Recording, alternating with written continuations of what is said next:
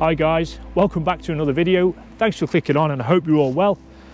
Autumn is well and truly here, which can mean one thing: winter is only around the corner, which means storm camping, camping in adverse weather, up in the hills, in the mountains. I cannot wait. So I needed something a bit more resilient. So I got myself a HILLEBERG Soulo. This is a red label version.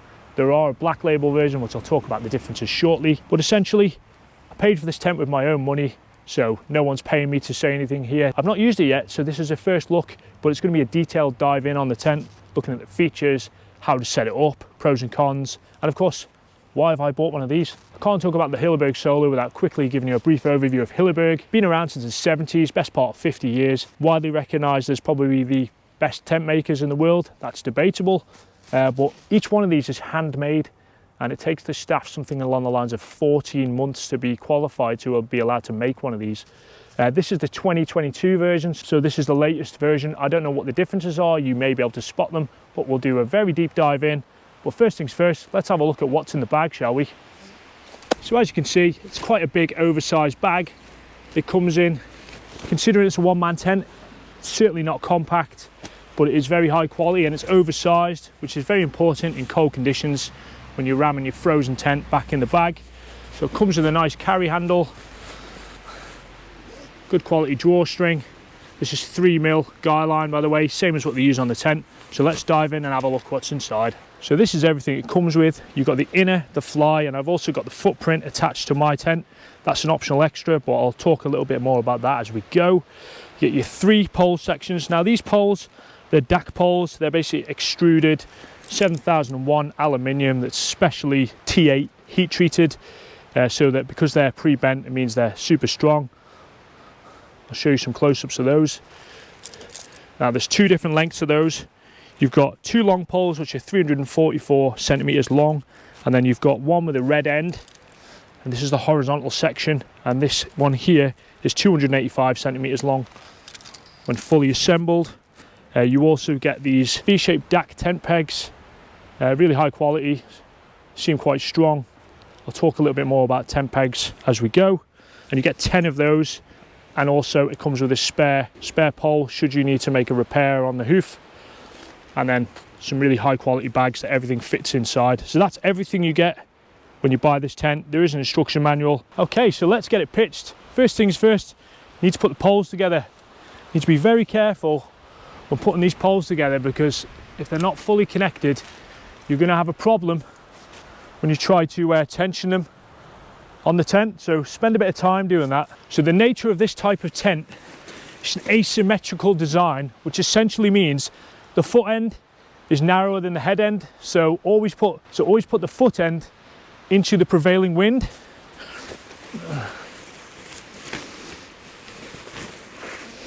Now, if it's really windy conditions, which is primarily where this tent's probably going to be used for me, I would recommend carabiner on one of your guy lines to your rucksack, or getting a peg in early doors so your 900-pound tent doesn't turn into a kite. So it's laid down, time to put in some pegs. Obviously, we've talked about the DAC pegs it comes with. If you're on mountainous terrain, I would highly recommend Delta pegs. The harder it pulls, the more these are taut. They don't come with a Hilleberg tent, but they're pretty cheap. She's pegged off on 6 corners now. I've got 6 more pegs. We'll use those for the guy lines. But first things first, let's put the poles in. I've seen different recommendations online, but Hilleberg say put the diagonal poles in first, so that's what we'll do. Really couldn't be easier. You have these little sleeves, which you just put them in. They're color coordinated, and they've got like a reinforced bar at the bottom, which you want to go all the way into, and you literally just run it across to the other one. So I'm going blue to blue, and then we'll do the other side. This is where you need to make sure you've connected the poles properly together, or that's where you're going to get undue stress. Gucci. So now it's time to put the cross pole in. This goes over the top of the 2 diagonal poles. It's a semi-geodesic tent, so that's where it gives it its strength, the way the poles cross over each other. This one is the red tape to the red sleeve all the way in. Same on the other side. And you can already see how well this tent stands up. It is a freestanding tent. What a dream. So at this point, if you're in windy conditions, you can guy off the bottom guy line out before you start putting the tent up properly so it's been secured from heavy winds. Well, I'm not going to do that today. So these little plastic clips click onto the pole. We work our way around in like a clockwise fashion, go whichever way you want, but that stops any undue stress on the tent fabric, as opposed to doing like one side then working your way to the other. Some reinforced fabric here. It gets a little bit harder at the top, so what I would recommend doing is actually pushing down on the poles rather than pulling the material. I'll show you that again. So rather than yanking that up, the best thing to do is to flex the pole down. Click. You can double pole this if you wish to do so. I'm doing this one-handed because I'm holding the camera, but as you can see, it's really quite straightforward and easy. Let's put these ones on. See, flex it down, clip it on. Just while you're doing that, be very careful not to stand on the fabric of the tent while you're doing the clips. If you need to, get your feet underneath it. That way, you're not going to damage anything. So there she is in a freestanding state. We're in a protected forest right now. On top of a mountain, I would have guyed it off first, like I've said. But first thing we need to do is, now these are 3mm guy lines with a breaking strain of 60 kilograms, so plenty strong for this tent. Even the black label tent uses the same guy lines. This is the red label, as I've discussed. For ultimate stability of a tent, you need to put the guy lines out as far as you can. So let's make that as long as possible. Stick them in.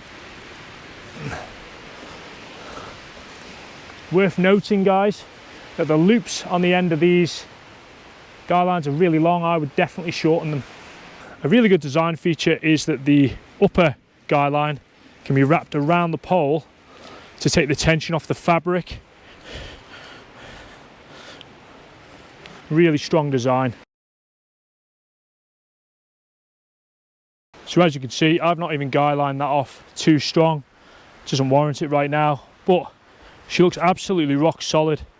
You've got a nice little vent here, but obviously in wet conditions, waterproof top fly, or cap as some people call it, it's always fastened to the tent. And you just flip it over the top and connect it on. It just flips over. We click it on. It can be tensioned if required, but it's tight enough. And you've got a separate guy line here, attachment, should you want to tension that off as well. First thing you'll notice is it's got YKK zippers and a storm flap, so prevailing winds won't come through. Zip that all the way up. So this is a true 4-season tent. You can tell because the skirt goes all the way to the floor. Quite often, if a tent doesn't do that, it's not a 4-season tent. It comes in 3 colours, red, olive green, and this colour, which is sand. The fly sheet's made out of Curlon 1200, which I think is a Hilleberg own brand. It's triple coated with silicone inside and out with a hydrostatic head of 5,000. So this is very, very waterproof. Note the black label tent, the difference between the red label and the black label is the material is Curlon 1800, 18 kilogram ripstop strength on the black one. And they use 10mm poles and you get slightly different pegs. That's about it. So it's a completely freestanding design, which means you can pick it up and move it around. And after having the nature hike for over a year, to me, that is one feature I do require in a tent. I did use the Lanshan one and I couldn't stand it because it's not freestanding. It just doesn't suit me with the kayaking trips, etc. And as you can see from the foot end here, it is narrower than the head end, so it is an asymmetrical tent. The tent dimensions are as follows. So it's 105 centimeters wide.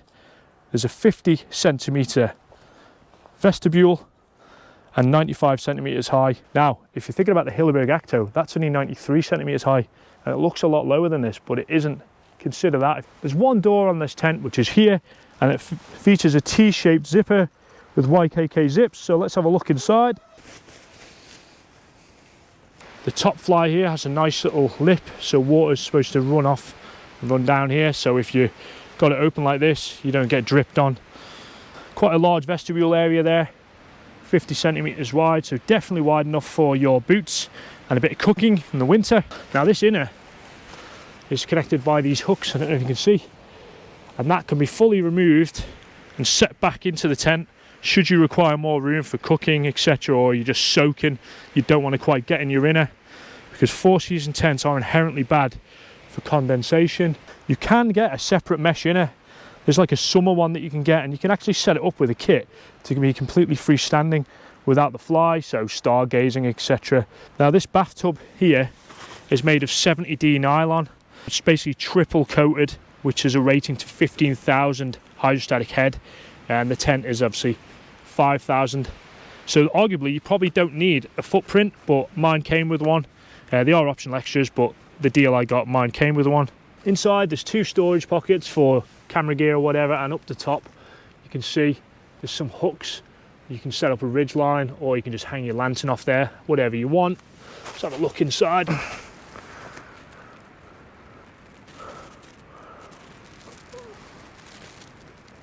My understanding is it's yellow inside because it increases visibility, so it gives you a bit of a brighter workspace. How true that is or how effective that is, I don't know.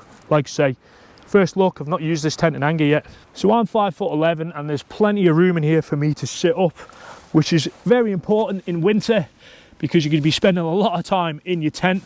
There's quite a wide area for certainly a super wide sleep pad and some gear. Yeah, I can lie down and there's plenty of room either side. There's also a mesh like triangle top part here, which can be unzipped from the inside to the outside to increase ventilation. So let's just quickly discuss a few pros and cons.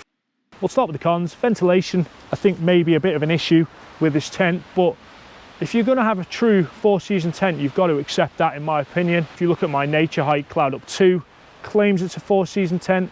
The amount of mesh on that tent, no chance, but I never suffered condensation. But the chances of getting blown off the side of a mountain on that tent, highly probable compared to this thing. The weight of this tent, everyone talks about it, and the compactability of the pack. If you compare it to, say, the Top 10 Scarp 1, this here is 2.4 kilograms without the footprint. Yes, it's a little bit heavy for a one-man tent, but at the end of the day, if you're nitpicking over a kilogram or half a kilogram, you know, should you be up in the mountains? I use a lot of military surplus gear, which is very heavy, but like this tent, bomb-proof. One thing I did notice is there's a bit of a gap in the 3-way zipper at the front door. I do believe, even with the flap, that something could be driven in there, but I'm yet to see that. We'll have to try that out. Let's go and talk about the pros. This tent here is bomb-proof. It's built like a tank. It's going to be very resilient, and I think they're built to last. You buy Hilleberg, you're probably going to have it a few years. You need to justify the money. They're not cheap. It's dead easy to pitch. It took me about 4 minutes to pitch it the first time I'd ever seen this tent. It's freestanding, as I mentioned, really useful for certainly if the wind direction changes and you want to put the foot end into the wind, or you just want to change the view in the morning to the sunrise. All depends, or like me, beach camping. You can sit up inside, which when you're in the tent for 11 hours, that's an absolute must. I've had lots of tunnel tents and it gets a bit emotional when you're lying down the whole time. You get a lifetime warranty with a tent like this. So if you buy them new and you look after them and you pitch them correctly, Hilleberg will look after you. Also, they seem to hold their value. On the Hilleberg second-hand Facebook page, these are selling for like £700 second-hand. They're £900 to buy new, more or less. Pre-pandemic, by the way, these were $600 brand new. So it just shows you the world's gone mad, but everyone wanted these. Hilleberg don't recommend it, but the red label has been used in the Himalayas at 8,000 meters and has stood up well. There's somebody who's used one of these for 180 days straight in like Peru, up in the mountains, and apparently it's going well, hasn't even faded in the sun.